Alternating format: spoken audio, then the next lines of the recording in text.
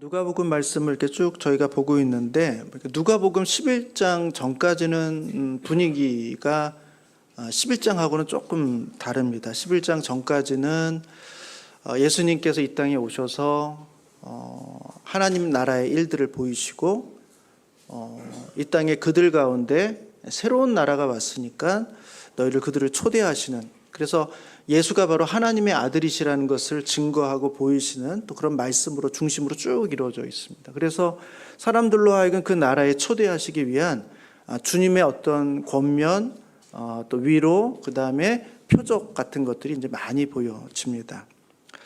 반면에 이제 11장부터는 조금 분위기가 달라집니다. 오히려 예수님께서 좀 이렇게 화를 내시는 것 같아요.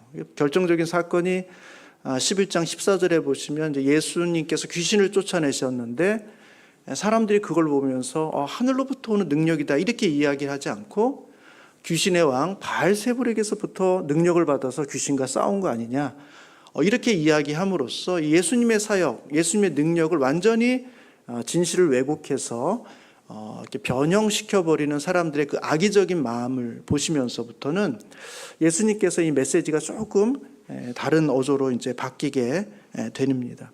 오늘 본문도 이제 그런 맥락 속에 있습니다. 이제 화 있을진저 하면서 특별히 이제 바리새인들과 율법 교사들을 향해서 우리 주님께서 이제 저주와 같은 그런 말씀들을 하게 되시는데, 오늘 본문을 통해서는 하나님 나라를 대적하는 자, 의도적으로 하나님의 나라를 왜곡하는 자, 단순히 그것을 알지 못해서 못 믿는 것이 아니라 이미 그렇게 임하고 있는 것이 뻔히 보임에도 불구하고 악한 의도를 가지고 그것을 왜곡하는 사람들에게 대해서 하나님께서 어떤 진노와 심판이 임하게 될지를 경고하시는 장면으로 쭉 이어지고 있다는 것입니다.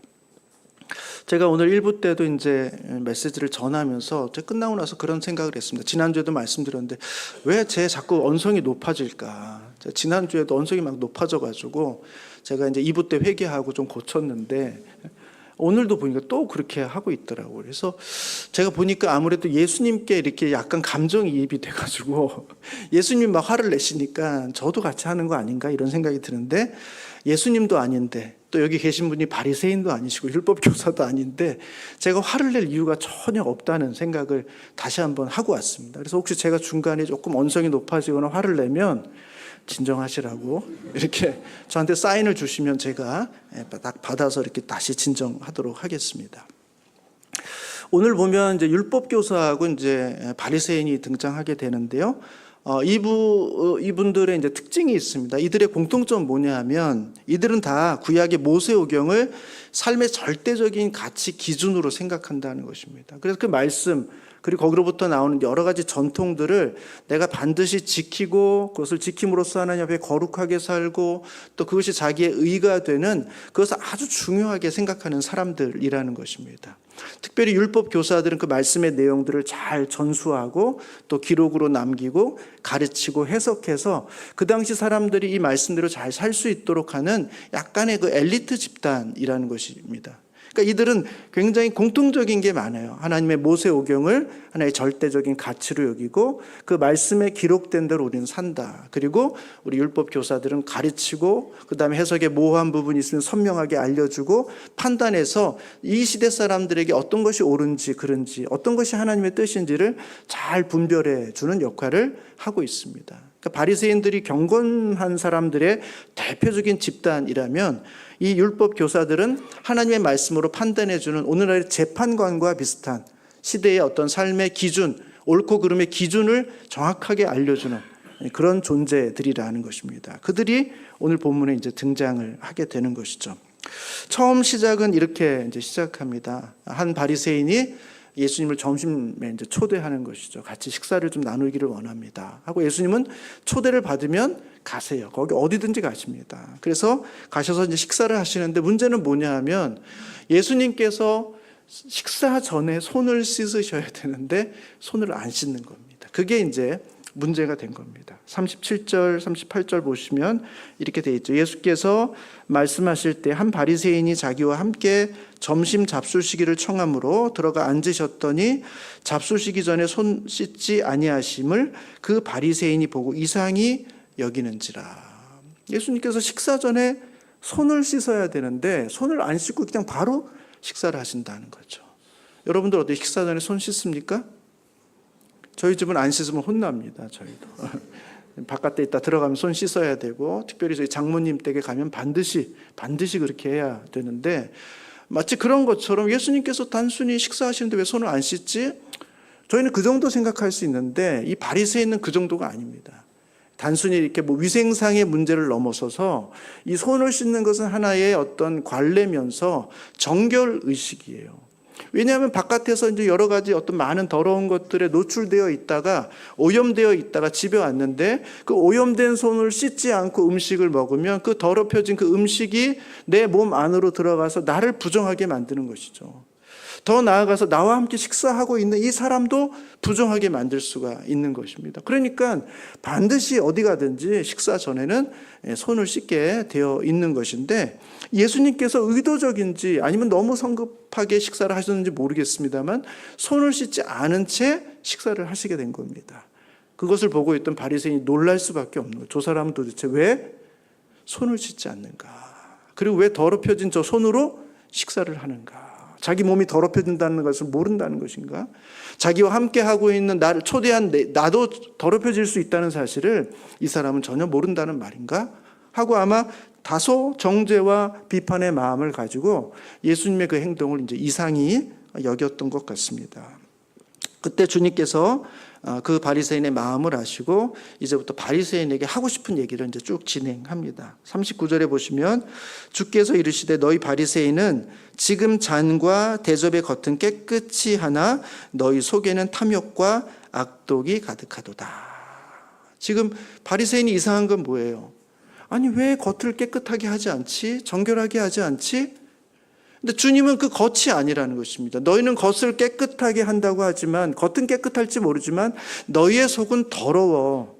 너희 안에는 탐욕이 있고 악독이 있어. 그 문제는 해결하지 않은 채 겉만 깨끗하게 하는 것, 겉만 정결하게 하는 것, 그것이 너의 삶의 가치와 기준이 되었는데 그것이 문제라는 이야기를 해주고 있습니다. 40절에 보시면 어리석은 자들아 겉을 만드신 이가 속도 만들지 아니하셨느냐. 너희의 것을 만드신 그 하나님이 너희의 속도 다 만드신 것인데 하나님의 너희의 속마음을 모르겠냐. 겉이 깨끗하다고 해서 너희 속까지 깨끗한다고 우리 하나님이 착각하시겠는가. 왜 너희들은 악독이 가득하고 탐심이 가득하면서 그러면서 자기는 그렇지 않은 것이냐, 겉만 깨끗하게 하는 것으로 마치 너희 자신이 의롭다라고 생각하고 있느냐. 우리 주님이 그렇게 지적하는 것이죠. 진짜 깨끗하기 위해서는 어떻게 됩니까? 41절에 보시면 그러나 그 안에 있는 것으로 구제하라. 그리하면 모든 것이 너희에게 깨끗하리라. 우리 안에서부터 거룩함, 안에서부터의 하나님의 말씀에 대한 순종, 안에서부터의 주님의 뜻을 순종하는 그 행위가, 그것이 우리의 삶 전체를 깨끗하게 하는 것이지 바깥에 몇 가지를 했느냐 안 했느냐에 따라서 우리가 오염되거나 깨끗해지는 것이 아니다라는 사실을 우리 주님이 이제 이 바리새인을 향해서 말씀해주고 있는 것입니다. 그러면서 이제 세 가지 화 있을 징조를 이제 주님께서 이야기합니다. 42절 보시면 화 있을진저 너희 바리새인이여 너희가 박하와 운향과 모든 채소의 11조는 드리되. 그러니까 이 바리새인들이 얼마나 철저하냐 하면 11조를 드려야 된다는 너무 철저해요. 그래서 집 앞에 이렇게 정원에 키운 그런 어떤 식물들도 하나씩 막 뽑아가지고 이렇게 그냥 먹는 게 아니라 딱 뽑으면 그 10분의 1을 다 구별해냅니다. 따로 딱 구별해요. 그래서 10분의 9만 자기가 먹고 나머지 10분의 1을 하나님께 드리는 거예요. 들에 가서 풀을 뽑아서 뭔가를 가져와도 그 중에서 딱 정확하게 10분의 1은 구분하고 10분의 9만 자기의 것으로 취하는 것입니다. 그 정도로 열심히 있어요. 심지어 이들은 땔감을 뗄 때도 10분의 1은 따로 구분해가지고 나머지 땔감을 뗐다고 이렇게 이야기할 정도입니다. 그만큼 철저하게 10의 1조를 드리는 일에 아주 열심을 다하고 있는 모습을 본다는 것이죠. 근데 이들에게 문제가 뭐냐 하면 너희가 그렇게 열심히 모든 것에 11조는 드리지만 공의와 하나님께 대한 사랑은 버리는도다. 정말 우리에게 하나님께 중요한 게 뭐냐? 하나님의 공의 아니냐? 하나님을 향한 사랑 아니냐? 이것이 신앙의 가장 본질이고 중심이고 그것이 핵심인데 거기는 별로 관심이 없고 너희는 보여지는 것, 사소한 것, 작은 것에는 그렇게 엄밀하게 따지면서 왜 정작 중요한 거, 본질은 이렇게 아무렇지도 않게, 대수롭지도 않게 그렇게 쉽게 생각하느냐라고 우리 주님이 이들을 책망하고 있는 것입니다. 본질도 중요하고 우리가 일상에서 보는 이 겉에 있는 그런 사소한 것처럼 보이는 것도 중요하고 다 중요한 것이지 겉으로 보이는 것만 열심히 하고 속에 보이는 가장 본질적인 것들을 하지 않는 것은 문제가 있다는 것입니다.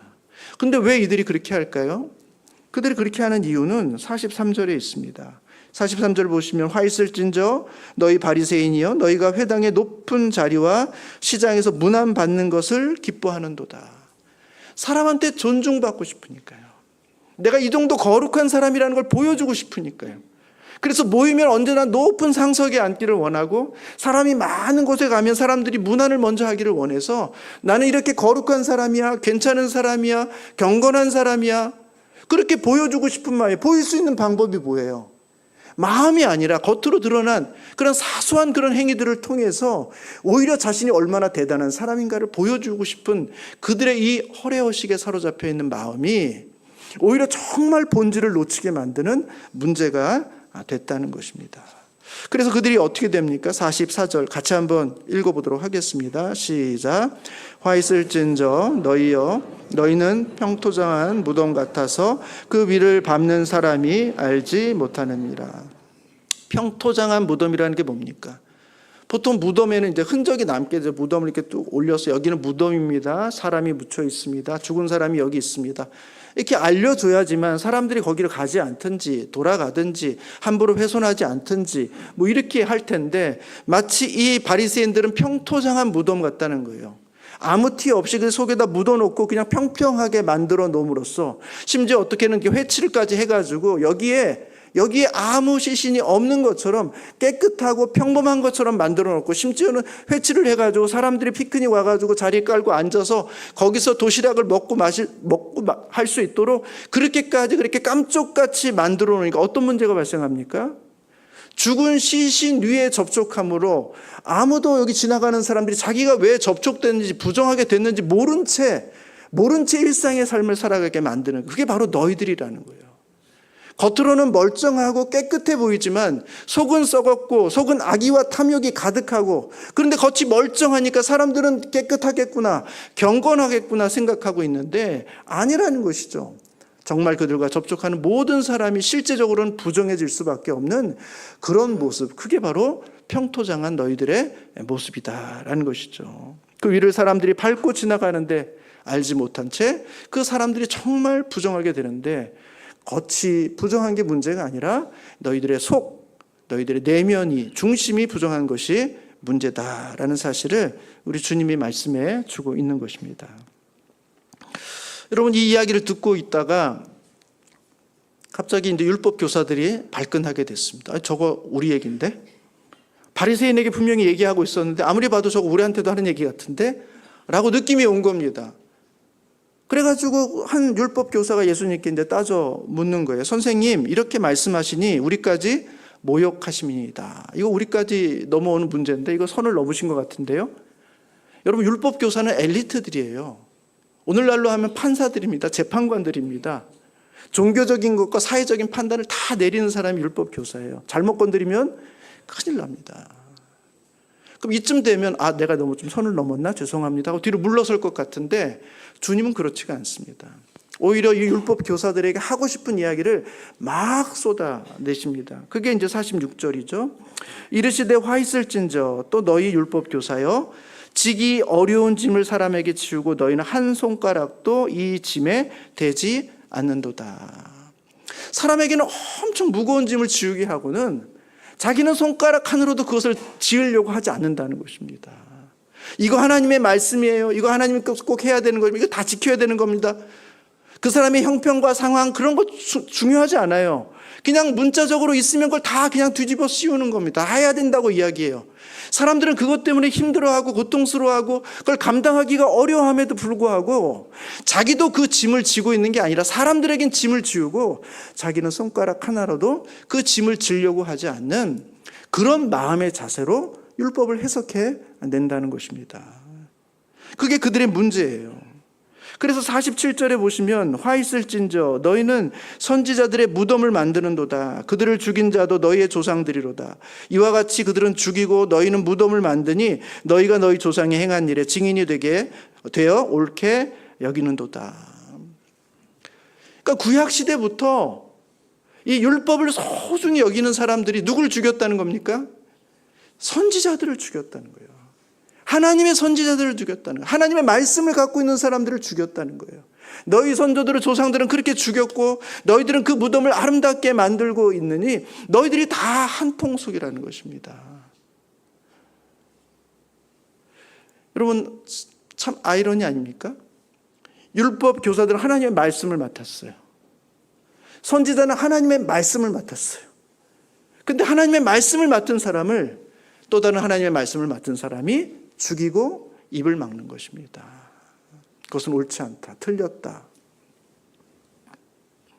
그게 바로 율법 교사가 오랜 시간 동안 해왔던 너희들의 모습이다라는 이야기를 해주고 있는 것이죠.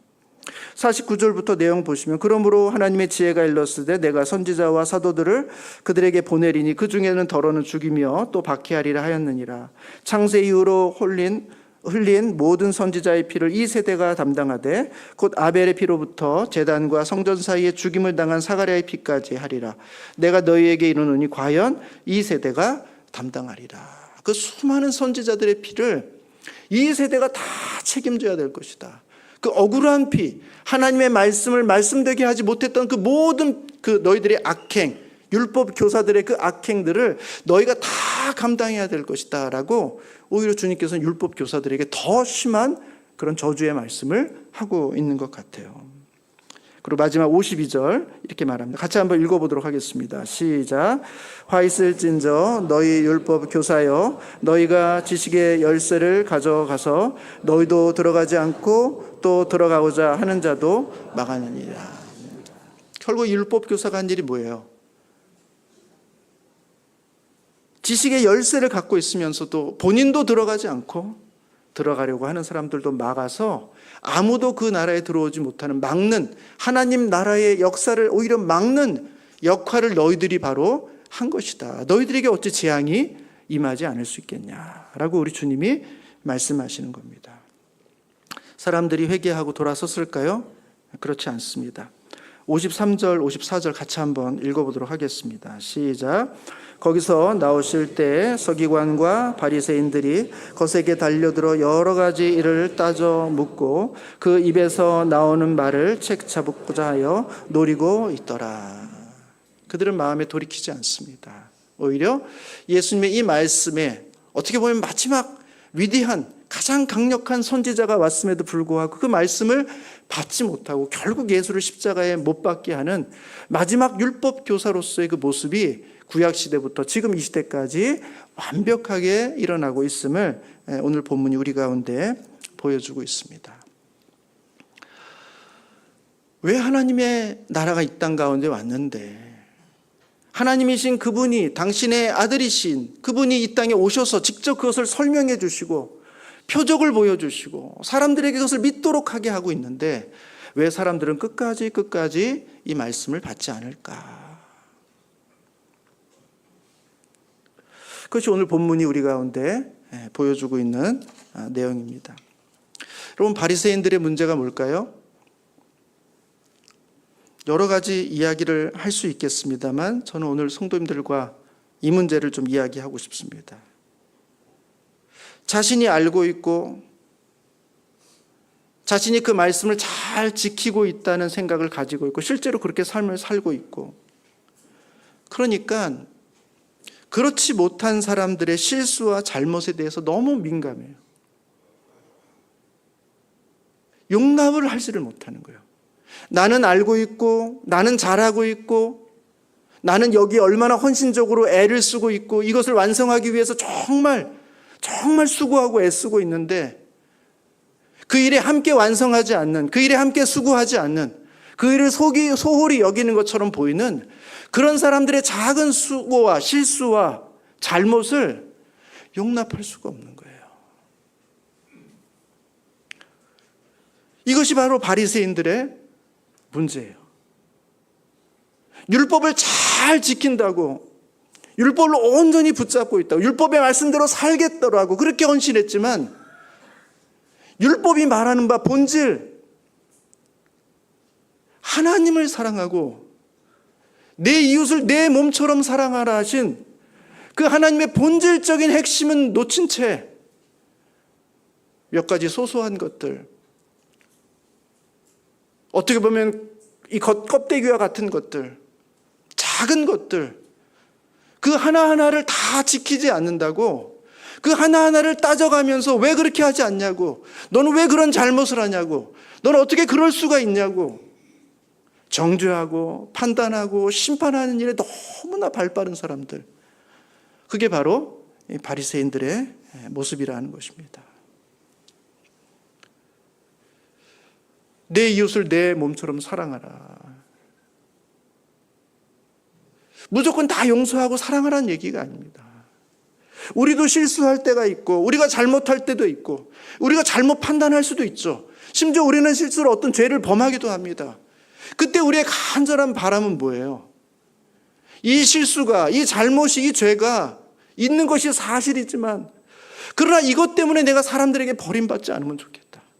이것 때문에 영원한 정죄 가운데 들어가지 않으면 좋겠다. 사람들이 한 번만 참아주고 기다려주고 인내해주면 얼마나 좋을까. 그럼 내가 다시 한번 새로운 인생을 시작할 수 있을 텐데 하는 그런 기대와 소망을 갖는 것처럼, 우리 스스로가 우리 자신에게 그런 자비를 베풀고 싶은 것처럼 다른 사람의 잘못 앞에, 다른 사람의 실수 앞에, 연약함 앞에 좀 자비를 베풀 수 없는가? 조금 긍휼을 베풀 수 없는가? 연약함들을 조금 포용해 줄 수는 없는 것인가? 라고 말하는 것. 그게 바로 내 이웃을 내 몸과 같이 사랑하라는 것이죠. 거기엔 주님의 용서하심과 용납하심과 인내하심과 오래 참으심, 그 모든 것이 다 담겨져 있는 것, 그것이 바로 율법의 핵심인데, 우리는 율법을 지킨다고 하면서 그 율법의 핵심을 놓치고 율법을 가지고 정죄하고 판단하고 심판하고 저주하는 일에 우리는 얼마나 발빠르게 살아왔는가. 바리새인들의 문제가 바로 거기에 있었던 것이죠. 여러분, 율법 교사의 문제는 뭡니까? 율법을 너무 잘 알고 있는 거예요. 하나님을 너무 잘 알고 있는 거예요. 하나님의 뜻이 뭔지, 하나님의 윤리가 뭔지를 너무 잘 알고 있는 거예요. 너무나 잘 알고 있는 그것이 바로 나도 그 정도 수준의 삶을 살고 있다는 착각을 만들어냅니다. 무엇이 옳고 그른지를 잘 알고, 무엇이 맞고 무엇이 틀린지, 무엇이 더 나은 것인지 무엇이 덜 나은 것인지를 잘 분별할 수 있기 때문에 내가 가장 좋은 것, 옳은 것, 선한 것, 거룩한 것만 내가 선택하고 있다는 착각에 빠져 있다는 것입니다. 그렇지 않습니다. 다른 사람에게는 엄청난 짐을 지우면서도 자기는 그 손가락 하나로도 그 짐을 돕는 역할을 하고 있지 않다는 거예요. 그게 바로 율법 교사의 문제인 거죠. 여러분, 법을 잘 아는 사람이 법을 잘 지키나요? 아닙니다. 물론 법을 잘 알기 때문에 법을 잘 지킬 수도 있어요. 그러나 법을 너무 잘 알기 때문에 법의 허점이 뭔지도 압니다. 법의 사각지대가 어딘지도 알아요. 그리고 편법이 어떻게 쓸 수 있는 것도 알고, 불법을 행해도 걸리지 않는 법도 알고, 오히려 법을 잘 알기 때문에 법을 활용하고 오용해서 오히려 법 위에 살려고 하는 사람들도 있다는 것을 우리는 모르지 않습니다. 법을 안다는 것, 정확히 알고 선과 악이 무엇인지를 안다고 해서 그것이 우리를 의롭게 만들거나 거룩하게 만들어주지 않는다는 것이에요. 오히려 이들이 한 행위는 뭡니까? 선지자들을 죽인 겁니다. 너무 좀 모순적이지 않습니까? 율법도 하나님의 말씀이고, 구약시대에 활동했던 그 많은 서전자들은 결국 하나님의 말씀을 갖고 있는 사람인데, 이 말씀과 말씀이 서로 싸워서 율법을 갖고 있는 사람들이 하나님의 살아있는 그 말씀을 갖고 있는 사람들을 죽인 거예요. 그래서 그 시대에 필요한 말씀을 못하도록 막은 겁니다. 죄가 계속해서 진행되도록, 잘못이 더 이상 막아지지 못하도록 되지 못하게 그렇게 일을 꾸며가는 거예요. 하나님의 말씀과 말씀이 싸우는 거예요. 여러분, 율법 교사가 가진 말씀이 어떤 거예요? 과거의 말씀이고 문자적인 말씀이고 어떻게 보면 기계적인 말씀이고 죽은 말씀이죠. 뭐 죽었다는 표현이 조금 그렇습니다만 어떻게든지 이 말씀은 그냥 하나의 정해져 있는, 변할 수 없는 말씀이죠. 선지자의 말씀은 어떤 말씀이에요? 살아있는 말씀입니다. 시대와 상황에 맞게, 그 시대에 그 필요에 맞는 상황에 맞게 새롭게 주시는 살아있는 말씀이란 말이죠. 누가 더 우월하다가 아니에요. 두 가지가 다 조화를 이루어서 결국 이 두 가지가 다 살아있지 않으면 우리는 죽은 말씀에 매여 있거나 아니면 살아있다고 말한 그 말씀이 우리의 죽은 말씀들을 다 훼손시키거나 이 죽어있는 말씀처럼 활자화된 이 말씀 속에서 하나님의 말씀이 어떻게 살아있게 할 것인가? 하나님의 말씀이 어떻게 우리를 새롭게 할 것인가? 하나님의 말씀이 우리의 삶에 우리의 죄를 어떻게 드러낼 것인가? 오늘날 이 시대 가운데 주시는 주님의 음성은 무엇인가를 듣게 할 수 있는 말씀, 그게 바로 선지자의 말씀이죠. 근데 이 활자화된 말씀, 절대로 변할 수 없는 것, 바꿀 수 없는 이 말씀을 지키느라 살아있는 그 시대의 말씀을 다 죽여버리는, 그것이 바로 율법 교사가 했던 삶의 모습이라는 것입니다. 여러분, 안식일을 잘 지켜야죠. 구약시대, 예수님 시대도 안식일 잘 지켜야죠. 근데 예수님께서 안식일에 손 마른 자의 손을 고쳐주시면 화들짝 놀랍니다. 서기관도 놀래고 바리새인도 놀래요. 왜 안식일에 하지 못할 일을 합니까? 안식일에 아무것도 하지 말라고 했는데, 아무 일도 하지 말라고 했는데 왜 안식일에 하지 말아야 될 일을 합니까? 라고 죽은 문자를 가지고 이것을 적용해요. 우리 주님은 말씀하십니다. 안식일에 선을 행하는 것과 악을 행하는 것, 어떤 게 옳으냐? 안식일에 사람을 살리는 것과 사람을 죽이는 것, 어떤 게 옳으냐? 무엇이 옳은지를 우리 다 압니다. 그럼에도 불구하고 이 땅에 선지자로 오신 예수 그리스도를 말씀의 틀로, 율법의 틀로 막아서 그를 죽이고 없애서 살아있는 하나님의 말씀을 듣지 못하게 만드는 것, 그것이 바로 율법 교사가 우리 가운데 행하고 있는 크나큰 죄악이 아닐 수 없다는 것입니다. 저는 이 말씀을 보면서 우리도 동일하다. 유대인이나 바리새인이나 율법 교사뿐만 아니라 우리도 마찬가지다라는 생각들을 해보게 됩니다. 여러분, 로마서를 한번 보십시오. 로마서 2장의 말씀입니다.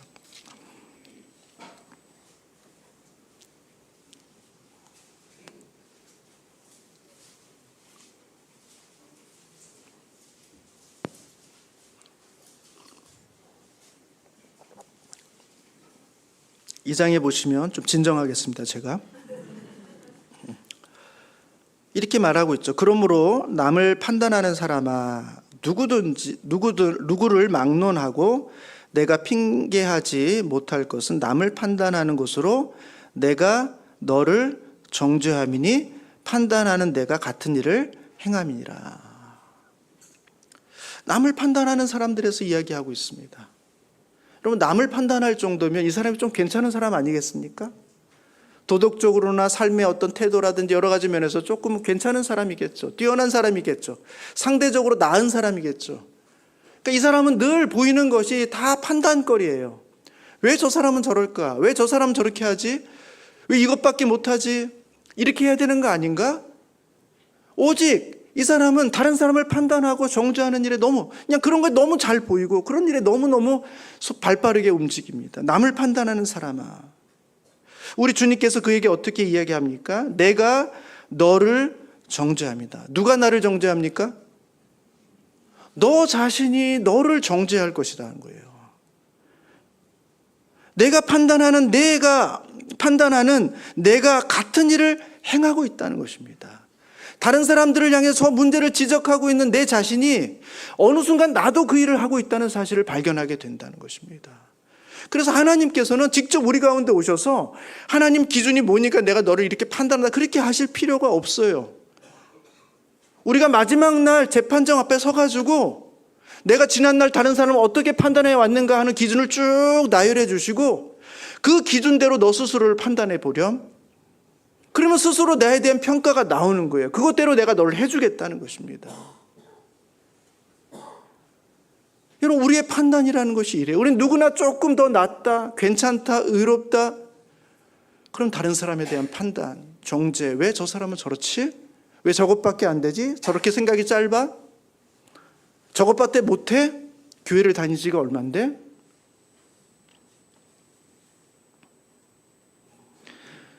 그와 같이 다른 사람을 판단하는 일에 발빠른 사람들을 내가 동일하게 심판하겠다는 것이죠. 2절에 보시면 이런 일을 행하는 자에게 하나님의 심판이 진리대로 되는 줄 우리가 아노라. 이런 일을 행하는 자를 판단하고도 같은 일을 행하는 사람아, 내가 하나님의 심판을 피할 줄로 생각하느냐. 피할 수 없다는 것입니다. 늘 다른 사람을 향해서 판단하고 정죄하고 심판하고 거기에 민감하게 살아갔던 그 사람들에게 대해서 마지막 날 하나님께서 그 기준으로 너를 판단할 때 네가 과연 하나님의 심판을 피할 수 있겠느냐라고 묻고 있는 것입니다. 바리새인과 율법 교사들의 삶이 그렇습니다. 이들이 왜 이렇게 생각했을까요? 중요한 건 4절입니다. 4절에 보시면 이렇게 되어 있습니다. 혹 내가 하나님의 인자하심이 너를 인도하여 회개하게 하심을 알지 못하며 그의 인자하심과 용납하심과 길이 참으심이 풍성함을 멸시하느냐. 네가 너 다른 사람보다 조금 낫다고 생각하는데 그것은 네가 정말 나은 사람이기 때문에 그렇게 된 게 아니라는 거예요.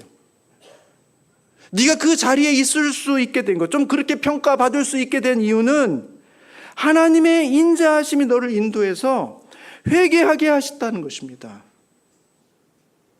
그의 인자하심과 용납하심과 길이 참으심이 너를 그 자리에까지 인도하셨다는 거예요. 네가 대단한 존재, 남들보다 뛰어난 존재가 아니야.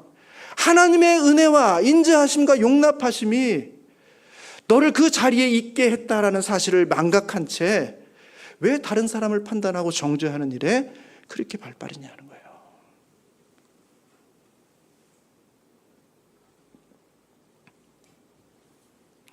5절에 보시면 다만 내 고집과 회개하지 아니한 마음을 따라 진노의 날 곧 하나님의 의로우신 심판이 나타나는 그날에 임할 진노를 내게 쌓는도다. 차곡차곡 우리가 누군가를 정죄하고 판단할 때마다 그 모든 기준이 다시 나에게 돌아올 날들을 위해서 차곡차곡 쌓여있게 된다는 거예요. 왜요? 뭘 놓친 겁니까 우리가? 내가 그래도 이 자리에 있었던 것은 하나님의 인도하심이구나. 하나님의 인자하심이구나. 하나님의 용납하심이구나.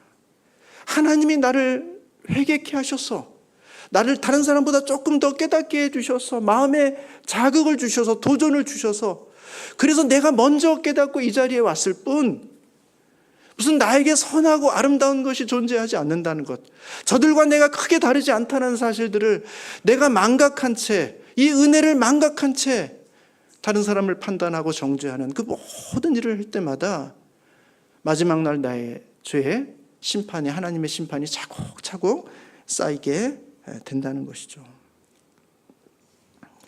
여러분, 이들이 놓친 게 뭘까요?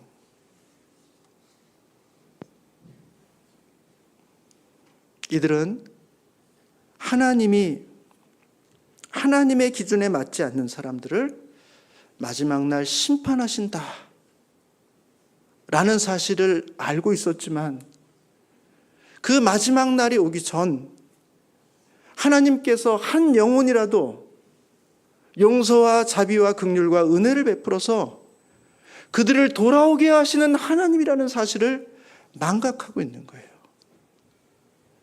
하나님이 하나님의 진노를, 심판을 반드시 이 땅 가운데 이루시는 것을 믿지만 그 날이 오기 전까지는 하나님께서 어떻게든지 한 영혼을 주님께 돌아오게 하기를 위해서, 한 영혼이라도 어떻게 회개하며 나오기를 위해서 기다리시고 인내하시고 사랑하시고 용서하심으로써 한 번 더 기회를 제공해 주시는 복음의 하나님이라는 사실을 망각하고 있기 때문에 마치 그날에 하나님께서 향하시는 그 판단을 내가 지금도 판단하고 정죄하고 심판함으로써 그때의 나의 의로움이 지금의 나의 의로움과 같다라고 생각하는 그런 어리석음 가운데 빠져 있는 모습이라는 것입니다.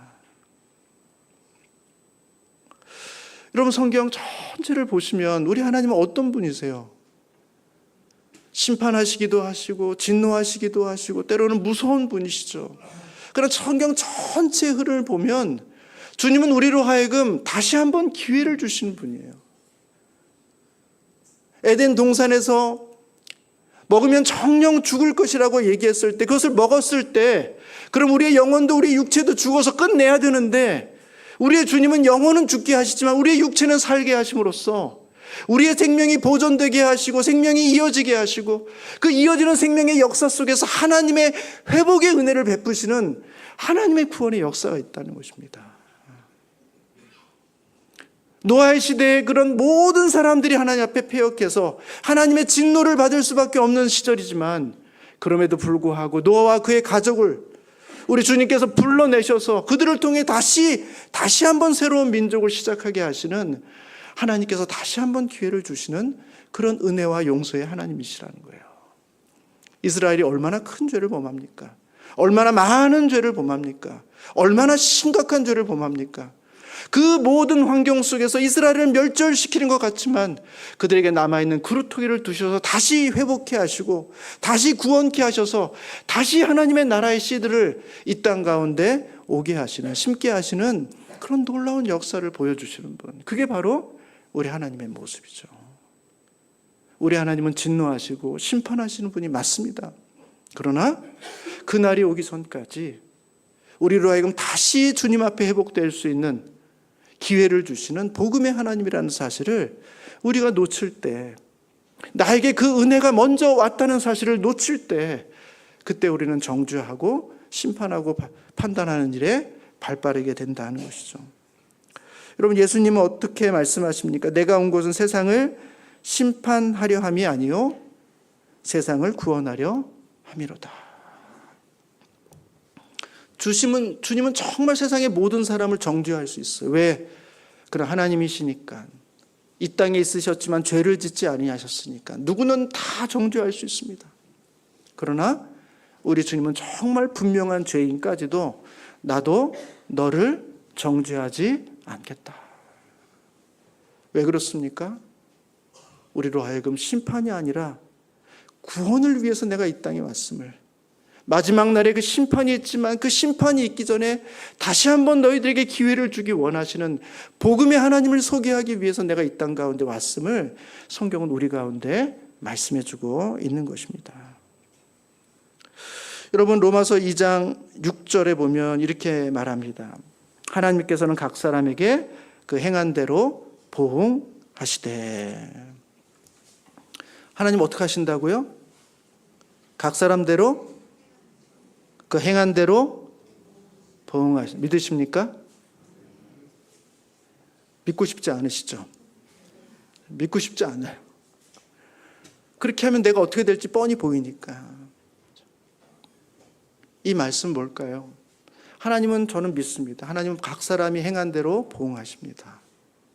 다만 우리가 받아야 될 그 진노, 우리가 받아야 될 그 하나님의 심판을 예수 그리스도께서, 몸으로 이 땅에 오신 예수 그리스도께서 우리의 진노를 그분이 다 받으셨다는 거예요. 우리 하나님은 진노하지 않으시는 분이 아니에요. 심판하지 아니하시는 분이 아니에요. 그분의 진노를 예수에게 다 쏟으시고 예수를 통해 새롭게 시작하시는 새로운 인류 가운데 하나님께서 하나님의 나라를 이루기를 원하시는, 하나님의 백성들을 불러 모으시는 그런 은혜의 복음을 우리 가운데 주신 겁니다.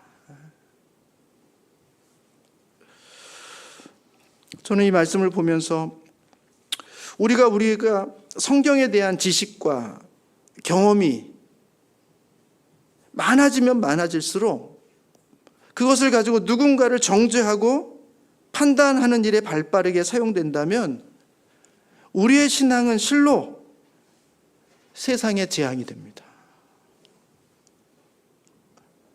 우리가 하나님을 많이 알면 알수록, 율법을 잘 알면 알수록 그것을 통해서 누군가를 정죄하고 판단하는 일에 발빠르다면 세상은 지옥이 될 거예요. 그러나 우리의 지식과 경험이 사랑과 용서의 복음으로 누군가에게는 기회를 다시 한번 주고 누군가에게는 회복의 자리를 마련해 주는 것이 된다면 그 순간 그곳에 하나님의 나라가 임하게 되는 것입니다. 죽은 문자가 우리를 다스리는 세계가 아니라 살아있는 하나님의 말씀이 우리 안에 역사해서 우리로 하여금 이 땅에 하나님의 나라가 왔음을, 더 이상 정죄받고 심판받는 자리가 아니라 사랑과 용서로 다시 한번 힘을 얻고 새롭게 출발할 수 있는 기회를 주는 그런 새로운 세상으로 우리를 초대하시는 하나님의 은혜를 경험하게 된다는 거예요. 저는 우리 모든 성도님들이 이와 같은 모습으로 복음이 우리에게 새로운 소망과 새로운 인생을 시작할 수 있는 용기를 주셨던 것처럼 우리를 만나는 모든 사람들로 하여금 율법의 하나님이 아니라 복음의 하나님을 만나서 다시 한번 기회를 얻을 수 있는 은혜, 정죄가 아니라 용서를 받을 수 있는 은혜, 그 은혜를 체험케 함으로 하나님의 나라가 이 땅 가운데 왔음을 그들도 느끼고 경험케 하시는 우리 모든 성도님들이 되시기를 주님의 이름으로 축복합니다. 같이 기도하시겠습니다.